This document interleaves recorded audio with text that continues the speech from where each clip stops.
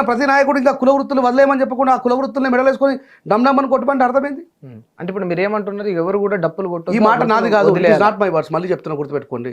మహాత్మా జ్యోతిబాపులే చెప్పిన మాట, పెరియార్ రామస్వామి నాయకర్ చెప్పిన మాట, బాబాసాహెబ్ అంబేద్కర్ చెప్పిన మాట.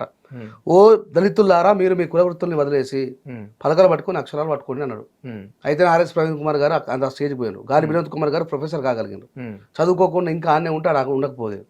ఇక నువ్వు ఎట్లా చెప్తావు అంటే ప్రతిదాన్ని నేను తీర్చిదిద్దలేను కదా. ఇప్పుడు నేను ఒక అంబేద్కర్గా నేను చెప్పాల్సింది చెప్పిన, వినడం వినకపోవడం నీ ఇష్టం. అంత మాత్రం దానికి నేను అది చేస్తాను అంటే నేనేం చేయాలి? నేను మళ్ళీ చెప్పిన, నేను ఏబిసిడి వర్గీకరణకు 100% మద్దతు ఇస్తా. రాజ్యాంగానికి విరుద్ధంగా అయితే నేనేం చేయలేను. రాజ్యాంగబద్ధమైనటువంటి దానికి మాత్రం నేను సపోర్ట్ చేస్తాను. రాజ్యాంగబద్ధంగా అంటే మీ ఉద్దేశ ప్రకారం ఎట్లా జరిగితే అది రాజ్యాంగబద్ధం అవుతుందన్న? ఇప్పుడు ఇంతకుముందు చెప్పినా మళ్ళీ చెప్తా ఉన్నా, రేవంత్ రెడ్డి గారు ఎంపైరికల్ డాటా తీసి పార్లమెంట్కి పంపిస్తారు. పార్లమెంట్లో నిజంగానే ఒక ప్రతిపాదన లేవనెత్తిండ్రు, ఏబిసిడి వర్గీకరణ జరగాలి, నిజంగా ఫలానా కులాలకు మాత్రమే ఫలాలు అందుతున్నాయి, ఇంకా వేరే కులాలకు ఫలాలు అందుతలేవు అని చెప్పి మాట్లాడుతున్నారు. దాని మీద సమగ్రమైనటువంటి చర్చ ఉభయ సభలలో చర్చ జరుగుతుంది. దాంట్లో సగం మంది రాష్ట్రాలు దానికి యాక్సెప్టెన్స్ ఇస్తే రాష్ట్రపతి దగ్గర ఆమోదం పొందుతుంది, తర్వాత పార్లమెంట్లో బిల్ అవుతుంది. సేమ్ తెలంగాణ ప్రాసెస్ ఎట్లా అయితే జరిగిందో అట్లా అయితే అవుతుంది. అయితేనే మరి తిరుగుతుంది. లేకపోతే ఇప్పుడు జనాభా ప్రాతిపాదికన లెక్క చేసి గిన్ని లక్షల మంది, ఆ పని ఎవరిది? గవర్నమెంట్ది. మనం ప్రైవేట్ గా ఏం చేయలేము. ఇప్పుడు గవర్నమెంట్ చేస్తా, గవర్నమెంట్ కి అదే బాధ్యత అప్పగించింది కదా జనాభా లెక్కలు. మరి అందులో కూడా నష్టం ఏం జరుగుతుందని ఇట్లా చేస్తే మాలలకు నష్టం ఎవరికి జరగదు. ఎవరి జనాభా జమాష ప్రకారం వాళ్ళకి చెందాలా. కానీ పార్లమెంట్ లో చేయకపోతే మళ్ళా బంద్ అవుతుంది. ఉత్తరప్రదేశ్కి వెళ్ళి ఉన్న మాదిగలు పిల్లేస్తారు, మధ్యప్రదేశ్ ఉన్న మాదిగలు వాళ్ళు ఒప్పుకోరు కదా.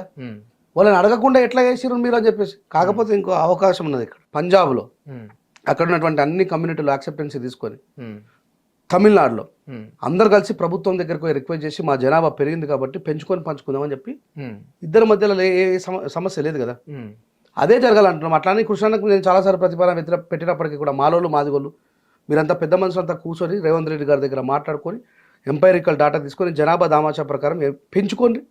15% రిజర్వేషన్ ఎప్పుడో ఇచ్చిండ్రు. మా తాత టైంలో రిజర్వేషన్ ఇస్తే మా తాతకు తండ్రులకు మాకు మా పిల్లలు పుట్టారు, మా జనాభా పెరిగింది కాబట్టి దాన్ని 20% చేసుకుందామనే ప్రతిపాదన పెడితే లేదు, ముందు ఏబిసిడి వర్గీకరణ జరిగిన తర్వాతే వేరే ఉద్యమం చేద్దామని అన్నారు.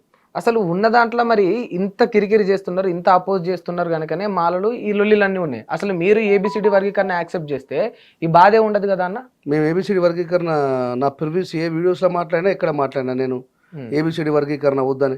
జనాభా ప్రాతిపాదికన ఎట్లా జరిగినా కూడా జరగనివ్వండి అని చెప్తే అయిపోతుంది కదా. ఇప్పుడు ఒక సిగ్నల్ దాటితే ఏమవుతుంది? రెడ్ సిగ్నల్ ఉండగా సిగ్నల్ దాటితే ఏమవుతుంది? ఫైన్ పడుతుందా? పడుతుంది. పోలీసు వాడు ఎంబటబడి మనం శిక్షకు గురవుతామా కామా? ఒక్క సిగ్నల్కి అంత శక్తి ఉంటే మరి పార్లమెంటరీ వ్యవస్థ అయింది.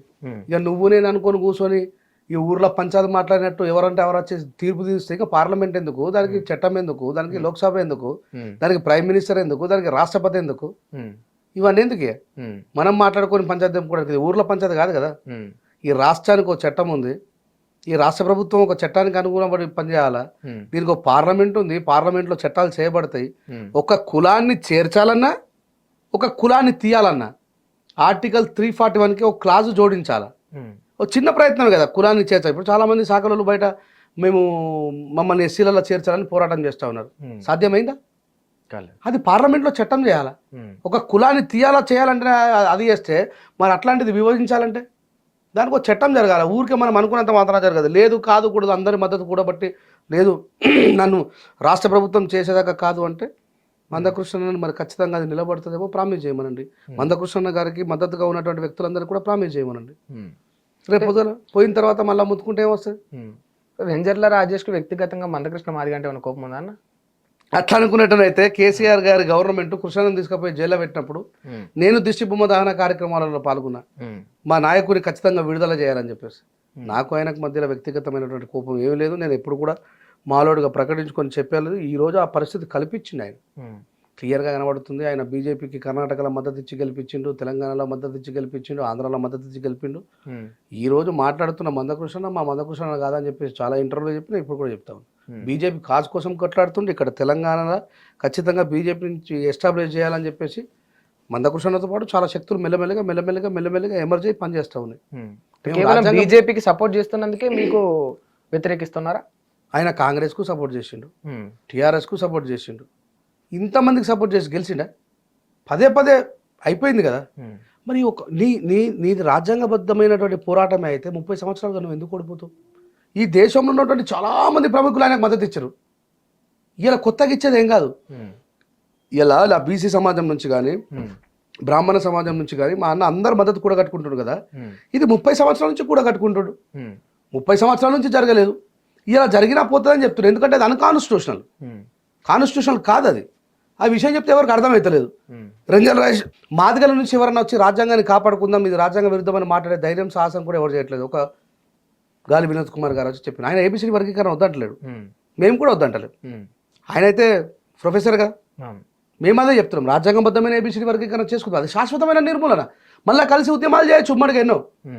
కాకుండా ఈ తాత్కాలికమైనది చేసుడు మళ్ళీ అది పోగానే మాలోలు చేయబట్టి పోయింది అన్నాడు.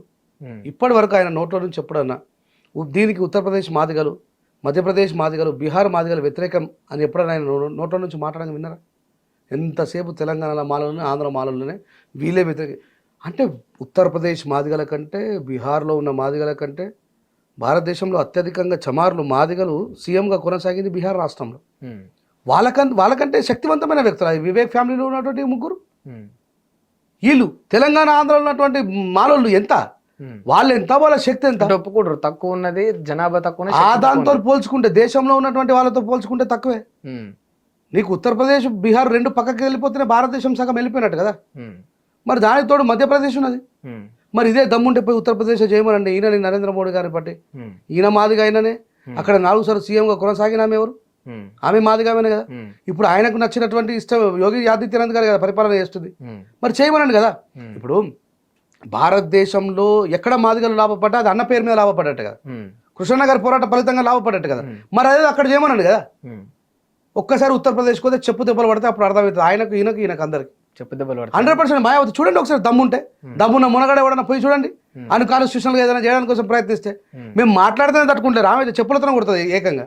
మందకృష్ణ మాదిగా కాదు, మన ఎవరు ప్రైమ్ మినిస్టర్ గారికి కూడా మీరెవరు దాదాపు చెప్తున్నా. వాళ్ళ ఆయుధం ఏంది, మాదిగల ఆయుధం ఏంది? అత్యధికంగా చర్మకారు ఉన్నటువంటి రాష్ట్రం అది. చెప్పే చూపిస్తారు వాళ్ళు పక్క. ఇది వాస్తవం. చేయమని చెప్పండి తమ్ముడే. ఊకి గీడ కాంగ్రెస్ గవర్నమెంట్ ఉన్న అక్కడ తల్లాడేందుకు? వాళ్ళకు బీజేపీ గవర్నమెంట్ ఉన్నటువంటి గుజరాత్ ఉన్నది, ఉత్తరప్రదేశ్ ఉన్నది, మధ్యప్రదేశ్ ఉన్నది. అక్కడ చేసి చూపిస్తే ఇక్కడ అర్థమవుతుంది. అంతేందుకు విశ్వరూప సభకు రావడానికంటే ముందు మందకృష్ణ దగ్గరికి హిట్ టీవీ యాప్, ఇందులో short news, live news, entertainment shows, movies, digital magazines తో పాటు మీ జిల్లా వార్తలను కూడా ఫ్రీగా చూడొచ్చు. ఇంకెందుకు ఆలస్యం, వెంటనే హిట్ టీవీ యాప్ ని డౌన్లోడ్ చేసుకుని ఫ్రీగా ఎంటర్టైన్మెంట్ పొందండి. Hit TV app, hit TV app, please download hit TV app. Hit TV app ని ఫ్రీగా డౌన్లోడ్ చేసుకుని ఎంజాయ్ చేయండి. మీకు నచ్చిన ఎంటర్టైన్మెంట్ కోసం హిట్ టీవీ యాప్ ని ఫ్రీగా డౌన్లోడ్ చేసుకుని ఎంజాయ్ చేయండి. హిట్ టీవీ యాప్ ని డౌన్లోడ్ చేసుకుని ఆస్వాదించండి, ఆశీర్వదించండి. ఇంతమంది సెలబ్రిటీలు హిట్ టీవీ యాప్ ని డౌన్లోడ్ చేసుకోండి అని చెప్తున్నారంటే ఎంత మంచి యాప్ ఆలోచించండి. అమెరికా అమెరికా అమెరికా అమెరికాలో చదవాలనుకునే వాళ్ళకి విశ్వసనీయమైన పేరు మన శౌర్య కన్సల్టెన్సీ. UK లో 1 year masters, UK లో 1 year masters, 2 years work permit up to 5 years visa. Contact Saurya Consultancy. Contact 89851 89851.